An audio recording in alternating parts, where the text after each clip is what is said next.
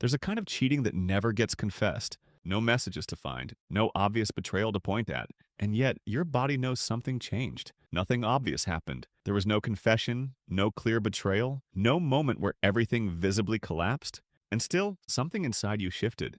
The relationship started to feel different, quieter, less safe in a way you couldn't fully explain. You kept telling yourself that you were overthinking it, that you didn't have enough evidence to feel hurt, but your body wasn't buying that explanation.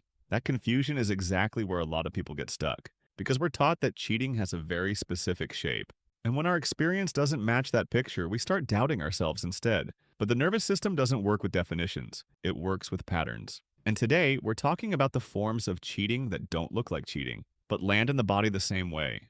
The first one is emotional prioritization of someone else. This is when another person slowly becomes the first place your partner turns for comfort, validation, excitement, and emotional understanding. You're still there, still technically the partner, but you're no longer the emotional home base.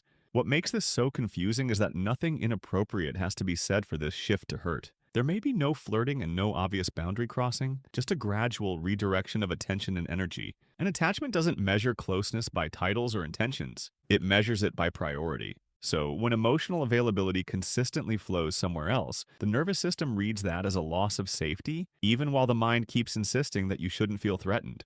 Another form shows up as secrecy disguised as privacy. Everyone deserves privacy in a relationship, but secrecy is something different. Privacy is about having a sense of self. Secrecy is about withholding information to avoid discomfort, deleted messages, minimized interactions, details that only surface if you ask the exact right question. You're told that it's nothing, but you can feel the gap between what's being shared and what's being held back. And the reason this hurts so deeply isn't because you're suspicious by nature. It's because the brain associates hidden information with threat. When something important is kept out of view, the nervous system fills in the blanks automatically. Not out of jealousy, but out of self-protection. Even if nothing inappropriate is happening, the lack of transparency alone can register as betrayal. A third form of cheating is intimacy being redirected. This isn't about physical closeness, it's about access. It's about the deep conversations that no longer happen with you, and the curiosity and playfulness that used to live inside the relationship, but now seem to show up somewhere else. You're still together, but the emotional texture between you has thinned.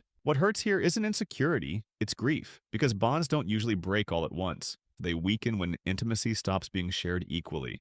So when your partner builds depth elsewhere while the connection with you stays shallow, your system experiences that as loss, even if the relationship technically continues. The fourth form is defensiveness instead of repair, and over time this one causes the most damage. You try to express that something feels off, not to accuse or control, but simply to restore closeness. And instead of reassurance, you're met with defensiveness. You're told that you're overreacting, that you're being insecure, or that you're expecting too much. But trust doesn't grow through dismissal. It grows through responsiveness. When discomfort is consistently met with defensiveness, the original rupture never gets soothed, and the body stays on alert. Over time, the nervous system learns something painful, that bringing up hurt leads to more distance rather than connection, and that's destabilizing. Repair is what restores safety after a rupture, and without it, trust quietly erodes. Here's the reframe that matters. Cheating isn't only about physical acts. It's about loyalty, transparency, and emotional safety.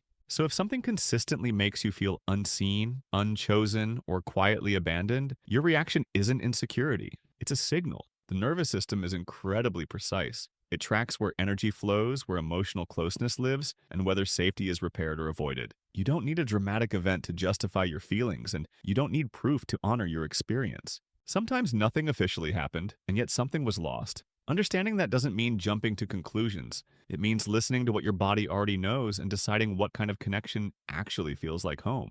If you enjoyed this video, hit subscribe and leave a like.